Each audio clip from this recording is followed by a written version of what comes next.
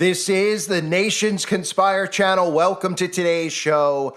This is a really important video. Obviously, all of you are familiar with hearing about Chat GPT or Elon Musk's Grok. And slowly, little by little, everybody is getting conditioned into artificial intelligence, right? We always hear, what is AI? I don't know what AI is, but they tell us that AI is going to kill us and take all of our jobs away. But the transition that we're seeing is important to monitor because little by little, they're giving you more and more features of what they have. And eventually the plan, of course, is to mix iron and clay, to mix man and machine. I've done dozens of videos showing you all of these people from Elon Musk to the heads of AT&T and Nokia talking about the future of the phone is that you won't have a smartphone anymore. You will have this embedded in your body, in your genetic structure via gene editing. And this right here is a vision of what this interface is going to look like. They just released a camera functionality into Grok with what's called voice mode. And Elon Musk is tweeting out about it. He's bragging about, oh, it's awesome. It's awesome. And for anyone that doesn't understand what it is, Grok can see what you see literally. So I'll show you some examples momentarily, but let me explain. So you go into this app on your phone, and then you turn your phone around to whatever's inside of your home, right? And you could ask Grok, whatever you're looking at. What am I looking at? You could hold it up to your refrigerator, and Grok will tell you everything that's inside of your fridge. Now envision this, what this means.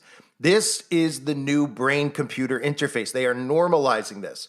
I've talked about this before. The dashboard that you have on your phone, these are going to be things that you could see out of your own eyes in front of you, as crazy as that sounds. It's honestly, it is going to be an easy transition for them, even though when you hear me say it, you say, nobody's going to be on board with that. That's utterly insane. People are going crazy over just this, asking Grok what they're looking at, and then Grok answers, right? Not to mention the fact that they're giving Grok full access to the inside of their homes. Now, we all know with these routers and these modems that they've tricked people into putting inside of their homes, they actually can map the inside of your home and see through your walls already via these Wi-Fi routers and modems. But this is even more so. You might say, well, people already have the Alexa. They have smart TVs, so they're constantly seeing what's going on inside the home, and that's 100% true. But now people are giving them full access, not only full access, but they're using the technology and getting used to the technology almost like it's mixed with them. So in other words, instead of going, if you're walking around your house and you're going, I have a leaky pipe. How do I fix the leaky pipe, right? Well, what's the first thing you're gonna do if you don't call a plumber? You're gonna go on YouTube, on your phone, on your laptop, and you look up DIY, how do I fix a leaky pipe, right? Well, now they're getting you used to doing this with the AI. So instead, you would just hold your phone up to the leaky pipe, and you press the button, and you'd say, how do I fix this leaky pipe? And the AI will say, well, what you need is a wrench, and what you need to do is go and get that, right? And eventually, you won't be holding the phone up to the leaky pipe because the phone will be in your body, and you will be mixed with machine, just like Elon Musk has said for years, right? Creating a neural lace is the thing that really matters for humanity to achieve symbiosis with machines, a collective consciousness, just like the video I covered recently with Black Mirror, where they're literally showing you what the future looks like. Man and machine, human cyborgs, as insane as it sounds. This is how they condition you into it. I've talked about wearable technology and the purpose of that, getting the phone out of your hand. Next thing you know, people have it on their wrists, right? They're wearing the watches. They have the Fitbit. All these things are things that they're using to transition you into getting this into your body because you're already letting them in. Think about it. You're wearing a Fitbit and you're letting this technology read your blood pressure, read how many steps you're taking per minute. And little by little, people are just giving everything up to tech, so much so that they trust in the tech. The tech is now a part of their body already via wearable tech. And this right here is the latest step and a very dangerous step because now instead of going to your device and typing it in, well, you could just hold it up. Hold up your phone or whatever thing's going on and ask the phone what it's looking at. It'll tell you what it's looking at. Ask the phone how to solve the problem. And eventually when man mixes with machine, which is very, very close, This is exactly what the interface will look like. And these people who do this will no longer be human. And that's why I warn of the mark of the beast being this massive thing called the internet. And the only way you'll be able to use it is if you have a certain mark, which is to have this tech inside of your body. And think about the technology that we use now and scanning barcodes and how pretty much everywhere you go is now cashless. And if you go to a stadium and you don't have your phone, guess what? You can't get in. You can't buy a drink at the stadium. You can't get through the ticket vendor because you need a phone to do it. So when the phone goes inside the body in 10 years and they say, well, the phone's inside the body, now you can't even bring in a smartphone. People won't be able to buy or sell because most of these places are going to only take cashless revenue. They're only going to let you onto a plane with a digital boarding pass. I just covered this recently, right? They're already getting rid of the boarding pass. It's too much work to print it. Come on, we're moving forward, right? It's digital. But what if someone doesn't have a phone? Well, you're locked out, right? And then eventually when you don't have this inside your body, you're locked out. And at the same time, as I've shown you a million times, and I'll show you a trillion more, because every day new people find this channel, Neuralinks will make phones obsolete in the future, according to Elon Musk. All these guys are telling you that the phone is going away, yet they continually release this technology in the form of an app on a smartphone. So they're saying, go get this, go get Grok, go get this. Look, we're putting up Starlinks. Get used to this technology. But at the same time, they're going, well, there won't be smartphones because people are not understanding. They're talking about a brain-computer interface known as a BCI. And the Neuralink and other BCIs like the Neuralink are going to be the new phone. And these features that you're seeing with Grok and AI answering questions, this is something that's going to be inside of your body.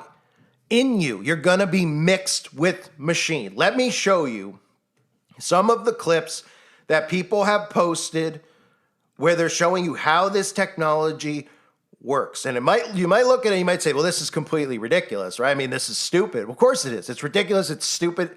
It's insane. But the people out there love this stuff. And then think about once this gets more advanced, where it's not just looking at how many apples you have in your fridge, where it's now answering questions that you'd usually type in to a Google search, and it's showing you and telling you how to do it. Then eventually you won't have the phone in your hand, and you can have this connected with your brain. And the next thing you know, they'll be talking about how you're a superhero. You could be superhuman. You could be AI and man mixed as one. Don't miss the boat, because if you do, AI is going to take all the jobs, and you're not going to be able to survive because AI is so much smarter. But the only thing smarter than just AI is super AI, super intelligence, man and machine mixed as one. Here's how they're going to transition people into this. Hey, what can you see? You can see updates and posts right on the main page, or check the Explore section for more. Can you see my screen? Yes, I can see your screen. Let me know what you need help with. What do you see there? I see a social media profile page with posts, a profile picture, and some navigation options on the side. Yeah, whose profile is that? That's the testing catalog news profile, with a green avatar and details about a future news company in Berlin. Thank you. Hey, tell me, what do you see here? Oh, I see 2 oranges sitting on the floor. They look pretty round and bright. Hey, Grok, what are we looking at here? Hey, looks like we have some broken toy track pieces, probably from a Hot Wheels set or something similar. Hey, that looks like a well-known entrepreneur and innovator, often recognized for leading companies like Tesla and SpaceX. Let me know if you need more details. His name is Elon Musk. Let me know if you want to know more about him. So it might look stupid, right? But the response from people out there is they're loving it, right? Grok's voice comes with camera access, letting users point their phone at something and ask, what am I looking at, right? Grok can now see. Advanced voice mode with vision is now available. It's fascinating to watch more AI models gain multi-model abilities. The future is seeing and listening. The future is the mark of the beast, Gerver Alvarez. The future is human beings achieving symbiosis with machines. And of course, this is exactly why, and I've said this from the get-go, they lumped Elon Musk up with Donald Trump because this is the way that they're going to dupe Christians into taking this, into thinking that this is just some safe tech. Oh, we trust Elon Musk. He's giving us our tax money back. We trust Elon Musk. Look, he's going after all those trans people and the LGBT, even though he's got a kid that's trans, right? He's going after all these people. He's on our team. This isn't the mark of the beast. They'll be listening to people who don't talk about the mark of the beast because most pastors don't talk about the book of Revelation. And the ones that do will tell you things like Sunday law and Sunday worship are the mark, but don't tell you how buying and selling actually factors into it. And a lot of the people who don't want to believe that this is the mark of the beast don't want to believe it because they love the technology too.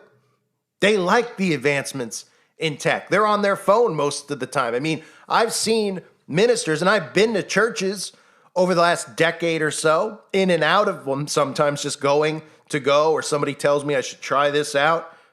And what do I do when I go in? I sit down and they go, hey, download our app. You go, what?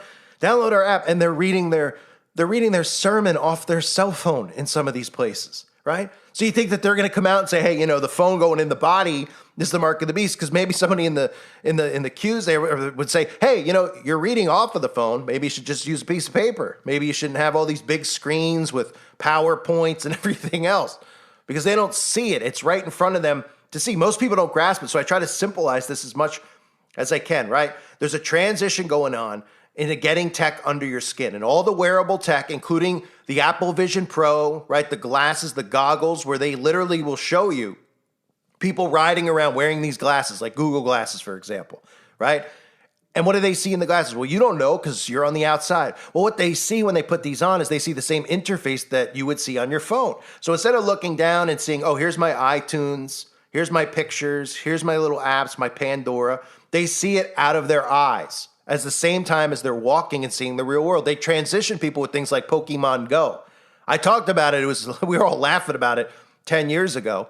But people walking around playing Pokemon Go, they could hold the phone up and see the Pokemon in front of a tree in their backyard. They're like, well, this is the neatest thing. And they're walking around in a blurred reality where they're walking into things that are real because the Pokemon is actually hiding and walking around their actual backyard. And I thought it was the greatest thing.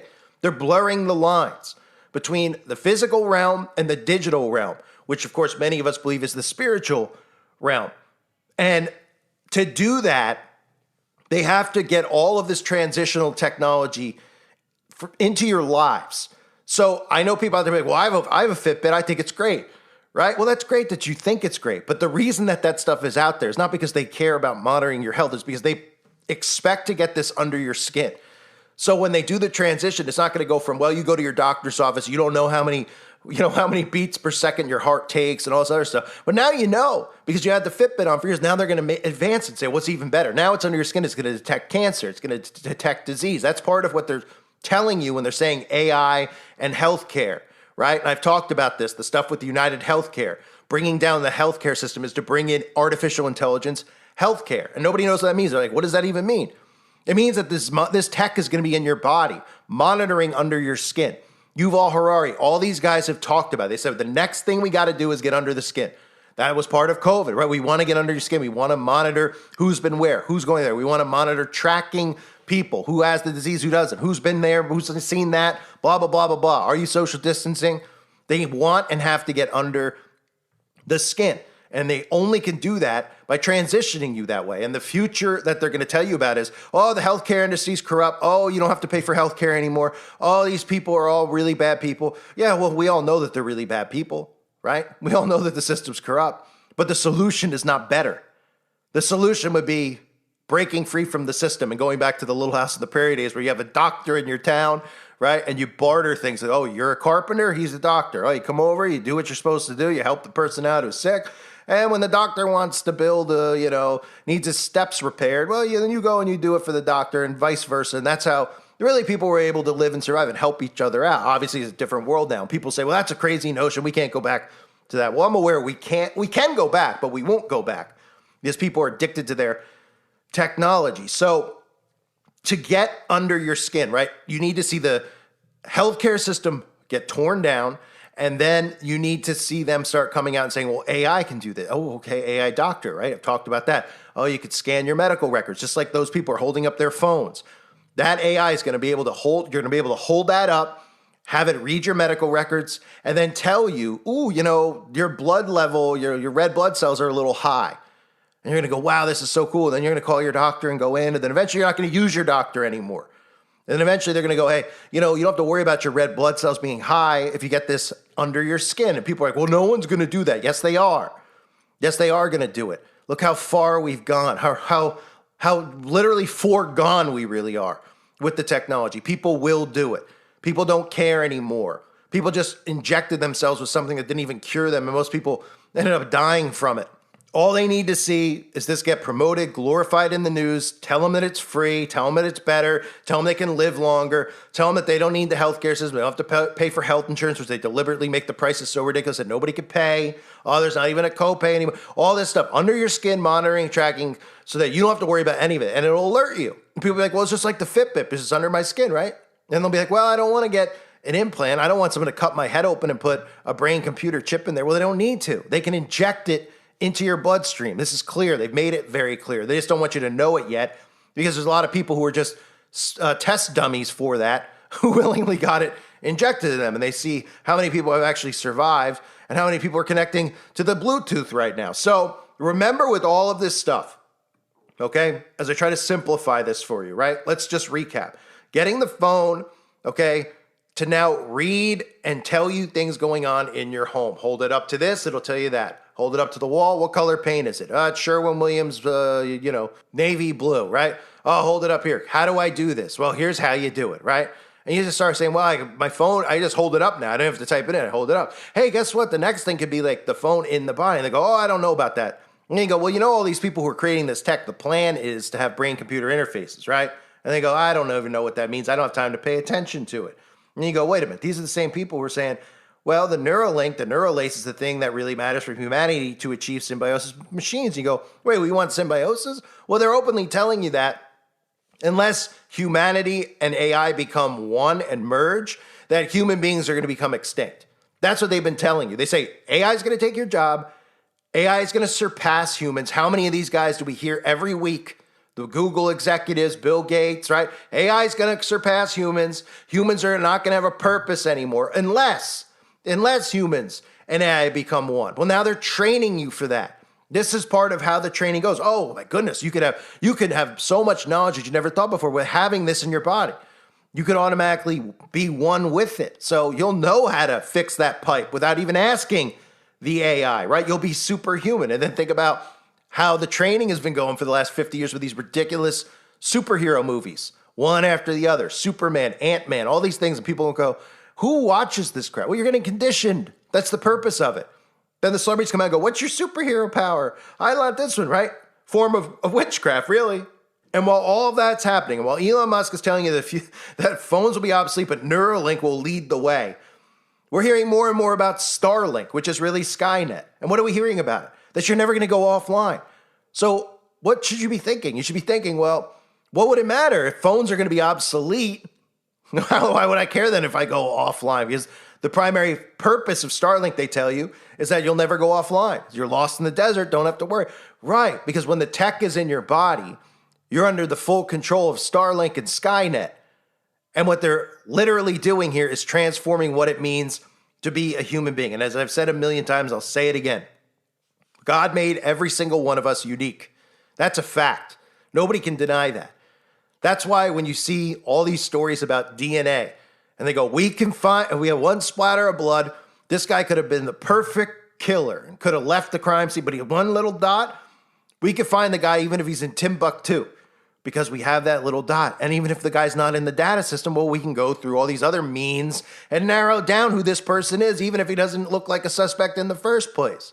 People go, that's incredible, right? That's because God made you unique and gave you your own genetic code.